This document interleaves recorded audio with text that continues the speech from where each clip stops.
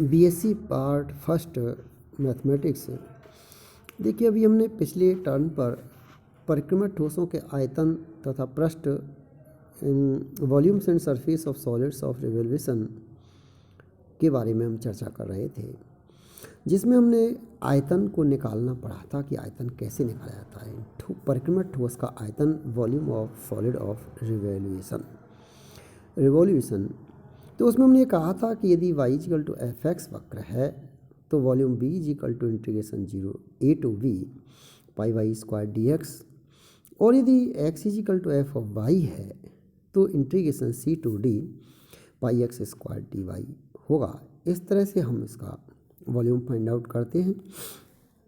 Volume के हमने 4-5 versions पढ़े थे कि जैसे उसकी मान लो जो इक्वेशंस हैं पोलर कोऑर्डिनेट्स की फॉर्म्स में दे रखी हैं, तो हम x equal to R cos of theta, y equal to R sine of theta रख करके निकाल लेते हैं। इसकी फॉर्म बदल करके आयतन v इक्वल टू हो जाएगी theta equal to alpha to theta equal to beta.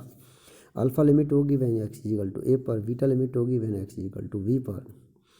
Pi x की जगह पर r sine theta x by pi Y square, तो y की जगह पे आर साइन थीटा का whole square D y by d theta, x की जगह पर r cos theta d theta रख देंगे। इसके यदि प्राचारिक समीकरण दिए हुए हैं तो D X upon D T, उसको हम जो pi Y square D X है तो X equal to five T Y equal to H T लेकर के फंक्शन उस तरह से रख देंगे। कहने का मतलब जो भी हमारे लिए फॉर्म दी हुई है अबाउट एक्स एक्सेज और बाई एक्सेज अगर रोटेट नहीं कराया है तो तब भी हम उसके जो फॉर्म है बदल करके निकाल सकते हैं। मान लीजिए एक्स अक्ष से ऊपर है थोड़ी सी समांतर रेखा वाई इक्वल टू सी पर, उसके सापेक्ष परिक्रमण करता है, तब भी हम integration a to b pi by minus c का होल स्क्वायर डी एक्स, या एक्स अक्ष पर थोड़ा दूर है एक्स इक्वल टू डी पर है तो हम integration c to d pi x minus c का होल स्क्वायर डी वाई निकाल सकते हैं। तो हमने 2-4 फॉर्म उसके जो कुछ फॉर्म्स थे वर्जन थे उनके बारे में चर्चा की थी पिछले टर्न पर, मैंने थोड़ा रिपीट कर दिया था। अब हम इसके कुछ एग्जाम्पल्स पर चर्चा करेंगे कि कैसे इसको इंटीग्रेट करके निकाला जाता है। इसमें इंटीग्रेशंस का यूज है मेन, तो दूसरा एक्सिस के अबाउट वक्र को रोटेट कराया जाता है तब परिक्रमण ठोस का, यानी ठोस परिक्रमण का, यानी परिक्रमण का मतलब परिक्रमण से रोटेट करता है तब वो जनरेट होता है। तो यहाँ देखिए दीर्घवृत्त X square upon A square plus Y square upon V square equal to 1 को एक्स अक्ष के सापेक्ष घुमाने से जनित ठोस का आयतन ज्ञात कीजिए। इलिप्स की इक्वेशन दी हुई है, तो find the volume of the solid generated by revolving the ellipse X square upon A square plus Y square upon V square equal to 1 about the X axis. Ellipse की equation दे दी और कह दिया है कि इस इलिप्स को अबाउट एक्स एक्सेज रोटेट करना है। यदि अबाउट वाई एक्सेज कहता तो वाई एक्सेज भी कह सकता था।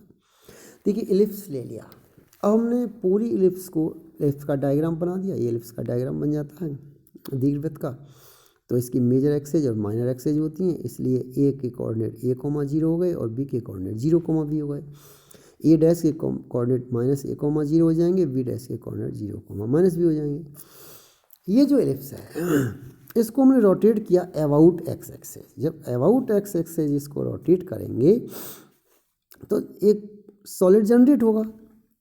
तो हम ये कहते हैं कि दीर्घवृत्त को एक्स एक्सेज के अबाउट हमने जनरेट किया तो इसके ठोस का जो परिक्रमण का आयतन वही होगा जो कि क्षेत्रफल a v a dash b a का होगा। परिक्रमण ठोस का जो आयतन आता है, चूँकि दीर्घवृत्त वाई अक्ष के सापेक्ष भी सममित है, भाई दीर्घवृत्त तो वाई अक्ष के सापेक्ष सममित है, इधर इतनी है उधर, इसलिए 2 इंटू इसका इंटीग्रेशन हो जाएगा।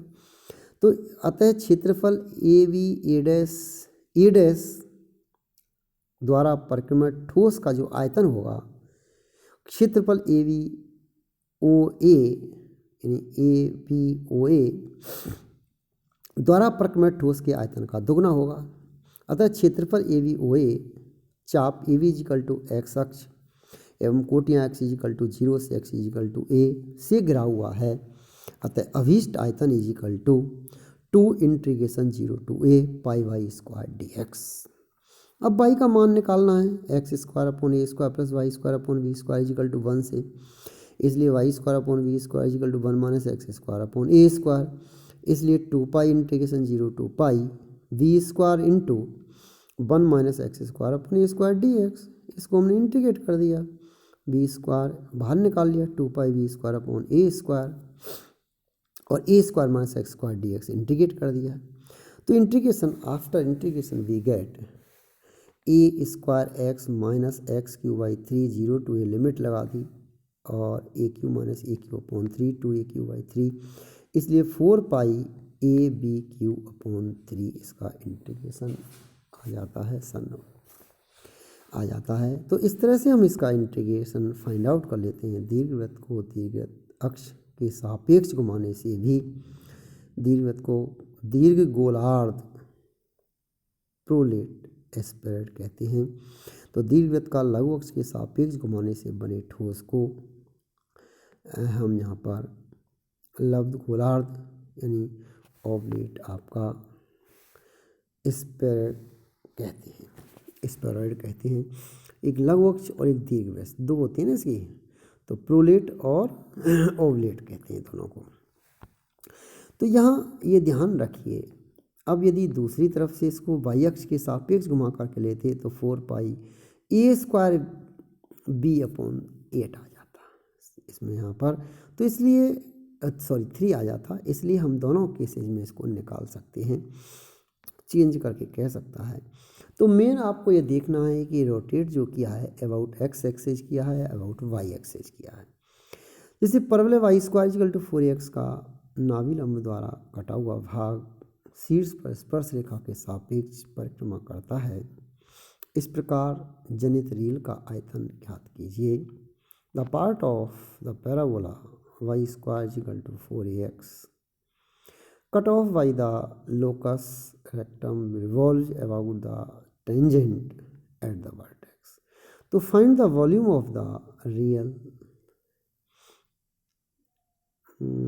thus generated real axes. तो आप यहाँ पर देखिए कि दिए हुए अभी इसको पैराबोला बना हुआ है, X X Y square equal to 4x का मतलब एक्स एक्सेज पे ऊपर नीचे बराबर आ जाएगा, सिमेट्रिक हो जाएगा वाई एक्सेज के अबाउट। अब इसको क्या रोटेट कर दिया, तो इस तरह से रोटेट जब इसको किया तो ऊपर नीचे रोटेट होकर के आ जाएगा, ठोस जनरेट हो जाएगा। तो दिए हुए परवलय को ओ के सापेक्ष स्पर्श रेखा वाई अक्ष तथा एक्स इजिकल टू 0 है। परवलय का नाभिलंब एल एल डैश है, जबकि इसके सिरों एल तथा एल डैश के निर्देशांक जो होंगे a,2a और a,-2a, ये नाभिलंब के निर्देशांक होते हैं परवलय में। कैसे आ गया ये ध्यान रखना चाहिए, नाभिलंब के निर्देशांक होते हैं। अब क्योंकि परवलय एक्स अक्ष के सापेक्ष सममित है, सिमेट्रिक है, अतः परवलय के जो भाग हैं लंबा डाल दिए L O L dash A L के द्वारा परिक्रमित ठोस का आयतन क्षेत्रफल एल ओ एल के द्वारा परिक्रमित ठोस के आयतन का दोगुना होगा। इसलिए अभीष्ट ठोस का आयतन जो कि y इक्वल टू 0 से y इक्वल टू 2a के द्वारा घिरा हुआ है is equal to 2 into integration 0 to 2a pi X square D Y होगा। ये डिपेंड करता है कि वो जनरेट किस तरह से कर रहा है, किसके सापेक्ष है। और इसको यूँ रोटेट कराया, इसको उसने कह दिया है कि इसको परिक्रमण ठोस का नाभिलंब कटा हुआ भाग दिया हुआ है, शीर्ष पर स्पर्श रेखा के सापेक्ष परिक्रमण करता है।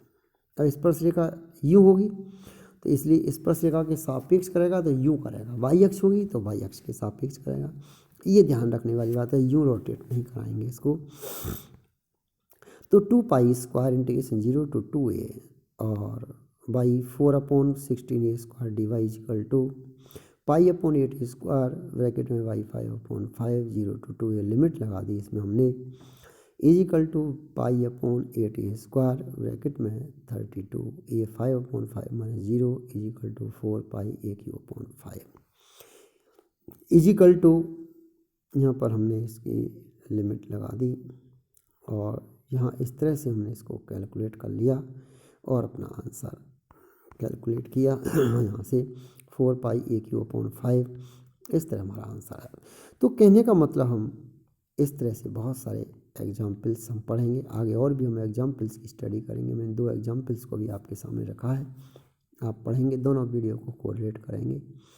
मेन चीज़ है थीम कि हमको ये देखना है कि जो वक्र है, जो इक्वेशन दी हुई है वक्र की, वो किस अक्ष के सापेक्ष रोटेट कराई गई है।